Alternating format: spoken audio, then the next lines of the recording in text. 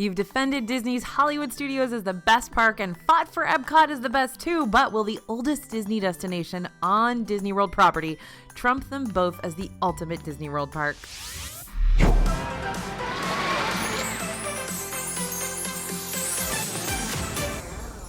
Hey everybody, it's AJ for Disney Food Blog, and we're back in the social media seas to ask you about the best theme park on Disney World property. This time we're exploring why Magic Kingdom, the OG park of the four, is still the best after all this time. And you were very passionate about your answers, which makes for good content, so thank you for that. Magic Kingdom opened to the public on October 1st, 1971, and with its grand debut came 6 immersive lands. By the way, you also got the towering Cinderella Castle and a lingering direct influence from Walt Disney himself. But I don't want to step on anyone's toes here. You all covered that well on Facebook and Instagram, so I'll let you take the stage and explain why Magic Kingdom will forever and always be the best Disney World park. Alright, you scan your Magic Band, you walk under the train station, you stroll right onto Main Street, USA, and with just a turn of the corner, it's there, Cinderella Castle. Don L. describes Cinderella Castle as the most beautiful park icon, sitting in the hub like a gem, just as Walt and the original Imagineering team wanted it to be. Cinderella Castle towers 189 feet tall in the center of Magic Kingdom. Its design is inspired by the palaces and castles WED Enterprises studied during their early travels around Europe, according to that D23 website. Whether it's your first Magic Kingdom visit or your 99th, Cinderella Castle always seems to make an impression. Nathan H. said, whenever someone mentions Disney World, the image that always comes to mind is Cinderella Castle at Magic Kingdom. That type of mental real estate is hard to come by, and it's well deserved. And Kendra G. added, no matter how many times I see Cinderella Castle, I still tear up on that first view of the trip. It's larger than life, both real and surreal. You can stand there looking at the castle and feel the joy and awe from everyone around you. The exterior of Cindy's Place is currently spruced up for Disney World's 50th anniversary celebration. It's got the giant 50th emblem, the rosy pink paint job, the bright blue spires, and that golden drapery.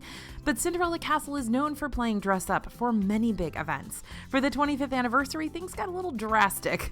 The castle was transformed into a giant pink cake, which was definitely a choice, and some of you love it and some of you hate it. And when the Stitch's Great Escape attraction opened in 2004, Cinderella Castle was TP'd by Experiment 626, and one of the spires was even graffitied with bright red paint declaring Stitch as king. It was funny, sure, but it did cheapen the look of the castle, so it only stuck around for one day. And then there's the classic white and blue look that we've seen the castle don for many, many years. Seeing Cinderella Castle for the first time is breathtaking for sure, but this park icon continues to provide the looks throughout its interior too. Everyone is welcome to walk right through the middle of the castle and check out the scaling 10-foot mosaic murals that depict the story of Cinderella through 500 colors and over 1 million jewels and glass bits. If you're fortunate enough to grab an advanced dining reservation 60 days before your Magic Kingdom visit, you can also eat inside the castle too at Cinderella's Royal Table. It's a signature dining experience with a dining room featuring vaulted stone ceilings, banner flags from the kingdom, and personal visits from Cinderella herself. And don't worry, we've got lots of reviews about Cinderella's Royal Table right here on DFB Guide. Alright, more castles. Now, although Cinderella Castle is the largest castle in the park, it's not the only castle. Georgia T pointed out that technically Magic Kingdom has 3 castles, Cinderella's, Prince Eric's, and the Beast's. And I love each of them oh so much for vastly different reasons. Prince Eric's Castle and Beast's Castle can be found in the new Fantasyland portion of Magic Kingdom that opened in 2012. Prince Eric's houses the Omnimover dark ride Under the Sea Journey of the Little Mermaid, which takes riders of all ages through a condensed version of the Little Mermaid story, complete with songs, animatronics, and plenty of different ride scenes. I'll talk more about Magic Kingdom rides in a bit because you definitely had a lot to say about them. Beast's Castle, on the other hand, takes on a different appearance. The castle itself uses forced perspective to make it look like it's residing on a mountaintop way off in the distance, but that doesn't mean you can't go inside the castle. Much like Cinderella's Royal Table, you can dine at Be Our Guest restaurant in one of the 3 highly themed rooms from the film. There's the ballroom, where Belle and the Beast shared that classic dance that always makes me want to go throw on my best dress and spin around the kitchen. The Rose Gallery, featuring Beauty and the Beast artwork and the dancing couple themselves. They, by the way, are a music box that Maurice made for Belle. And the West Wing, which is just as haunting as you might think, is complete with an enchanted rose, ripping wallpaper, and a crack of thunder and lightning that may play tricks on your eyes. Again, want to know about Be Our Guest restaurant? We got lots of reviews and full videos about it here on the channel too. Okay, nightly fireworks. Of course, the Battle of the Disney World Nighttime Spectaculars could probably be an entire video in and of itself here.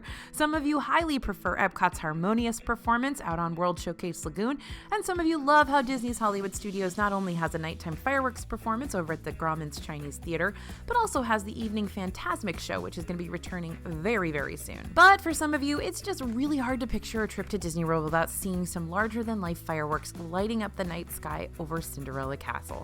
Much like Cinderella Castle has had many different looks over the years, it's also had many different versions of fireworks displays. Currently, the fireworks spectacular is called Disney Enchantment, which features not only bursts of fireworks, but also has Disney-fied light projections that bring the castle to life and spread all the way down Main Street, USA. That said, lots of us missed the former Happily Ever After fireworks spectacular that ran at Magic Kingdom between 2017 and 2021, and many others missed the fireworks show before that, Wishes, which ran from 2005 to 2017. Those of us who are old enough remember all the previous shows as well. But on Instagram, lots of you came to Disney Enchantment's defense. Amber E said, "I think Disney Enchantment gets too much flack. I do wish there had been more Walt and Mickey Mouse influences added to the show since it was released for the 50th anniversary celebration, and they were the ones who started it all, but I do enjoy how many animated classics, new and old, are featured throughout the projections." Amanda R added, "Tinkerbell still flies down from the castle in real life. That's it. That's the post. As long as our pixie friends around, I'm set." Now, let's get into that rides and attractions section. If the criteria for best Disney World park was solely based on the sheer amount of rides, Magic Kingdom would win by a landslide. MK currently has 29 rides and attractions, but it'll be a satisfying 30 once the Tron Light Cycle Run coaster opens in Tomorrowland, which I am so hyped for. Now, Alice R pointed out that, along with having the most rides, many of Magic Kingdom's rides are targeted for little kids and families, while also being based around classic Disney movies. Now, I already talked about the dark ride inspired by The Little Mermaid over in Fantasyland, but you can also find other popular characters hanging out in lots of other Magic Kingdom rides. Of course, you can see Dumbo, Peter Pan, Buzz Lightyear, Mickey's over there in Mickey's PhilharMagic, and even Goofy's got his own ride. And for those of you traveling with really tiny tykes, Magic Kingdom is a must. Crystal C said, "My 20-month-old can ride a huge majority of the rides in Magic Kingdom, and he's obsessed with them." Even if you're not a big rider, the rides in Magic Kingdom are accessible for all types of guests, and along with the rides that retell a classic Disney animated story, there are lots of rides and attractions that tell an original story too, a lot in which Walt Disney and his Imagineering team worked on directly. You can become the 1000th happy haunt on Haunted Mansion, sail the 7 seas on Pirates of the Caribbean, explore a world of laughter and a world of tears on It's a Small World, learn about the World of Tomorrow, at least a dated version of the World of Tomorrow, on the People Mover, sing along with the birds in Enchanted Tiki Room, and of course you got that Carousel of Progress. Angie also had to throw in that, whether you love it or hate it, Hall of Presidents in Liberty Square is a mic drop of a show for the sheer amount of audio animatronics featured on a single stage. And she's got a point. Hall of Presidents features 46 animatronics on one stage, modeled after every president in the United States. Now, you know that famous quote Walt Disney said about Disneyland, the one that goes, "Here you leave today and enter the world of yesterday, tomorrow, and fantasy"? Yeah, just copy and paste it over to Magic Kingdom. Many of their lands overlap, after all. Magic Kingdom features 6 different lands. You got Main Street, USA, based on a street in Walt Disney's childhood hometown, Marceline, Missouri. Liberty Square, which takes us to the colonial times and also has the Haunted Mansion. I try not to question that too much. Tomorrowland, that's supposed to give us a look into the future, but more than that, gives us retro vibes about what the mid to late 20th century thought the future would look like. Adventureland, where you can live out tropical, jungle, and swashbuckling stories. Frontierland, with that old-timey Wild West vibe that also includes 2 major thrills, Splash Mountain and Big Thunder Mountain Railroad. And of course, Fantasyland, aka an escape to the wonderful world of make-believe. Karen H said, "I love the transitions from one area to the next. It's so gradual that you almost don't even realize it. The whole park just flows." Which is quite the compliment considering these different lands are so diverse, but Karen's not the only one who feels this way about the different Magic Kingdom sections. Rose S added, "The theming in each land is so detailed, well thought out, and intricate. I don't think any of the other parks have quite as cohesive themes." Oh, shots fired, Karen. Now, of course, we need to talk about snacks and food at Magic Kingdom. You know DFB very well. A handful of you mentioned how it's not truly a Disney World trip if you don't snag one of those classic Magic Kingdom snacks. Megan C. said, just drop me in Adventureland and I'll be a happy camper. I'll order my sweet and citrusy Dole Whip at Aloha Isle, my savory cheeseburger rolls at the Spring Roll Wagon, and that's it. I'll be set for the day. Great, now I'm hungry, and I'm only at the start of this point. But if you're looking for a hub for all things Dole Whip and fruity, Aloha Isle and Sunshine Tree Terrace in Adventureland do have you covered. Along with the traditional pineapple Dole Whip, you can get items at Aloha Isle like the coconut soft serve, the tropical serenade made with pog juice, coconut soft serve, and an upside-down pineapple cake pop. And at Sunshine Tree Terrace, you can order a variety of different ice cream floats, including the I Lava You float with Fanta strawberry soda and passion fruit flavor, served with orange Dole Whip and topped with popping candy. And of course, that incredible citrus swirl that I love oh so much, which is basically frozen orange juice and vanilla soft serve. I know, seems so simple, but there's more than meets the eye. Now, in short, if you want tropical flavors, they've got tropical flavors. Amy A. had a whole list of snacks ready to share with us. My top 5 favorite eats of all time are in Magic Kingdom: the fresh fruit waffle at Sleepy Hollow Refreshments, a classic hot dog at Casey's Corner, the Wendell's Bear Claw at Westward Ho Refreshments, yes, Amy, my favorite, the customizable popcorn at Main Street Confectionery, and anything from Pecos Bills. Don't at me, it's just comfort food. Solid list, Amy. Now, if you're looking to build a Magic Kingdom snacky list of your own, head over to the dfbstore.com, order our digital copy of the DFB Guide to Magic Kingdom Snacks. This one features every snack you can grab during your time in the park, as well as a few extras that aren't technically snacks, but we like to include them anyway. And there's reviews and prices and locations and full color pictures. Just type in the code YouTube for a discount on your purchase. Okay, so here's the granddaddy point of them all, and that is nostalgia. With Magic Kingdom being the OG park of Disney World, many of us grew up with this place and only this place.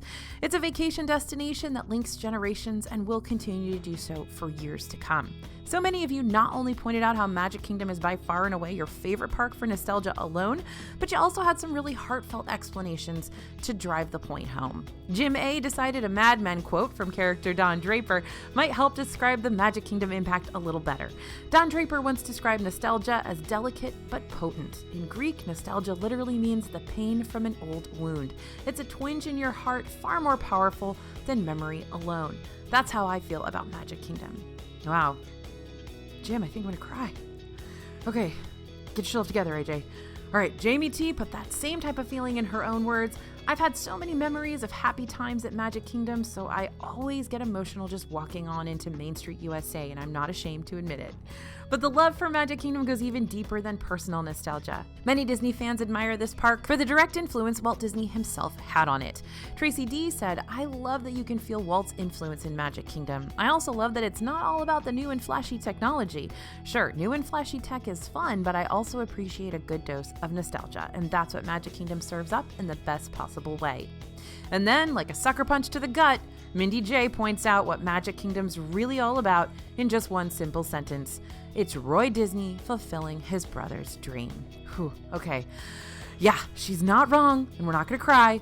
The origins of this park and the amount of blood, sweat, tears, and money, lots of money, that Walt and Roy poured into this project because they believed in it is pretty inspiring. Now, I want to wrap up with one last reader quote from Deborah D about why they consider Magic Kingdom to be the superior Disney World park.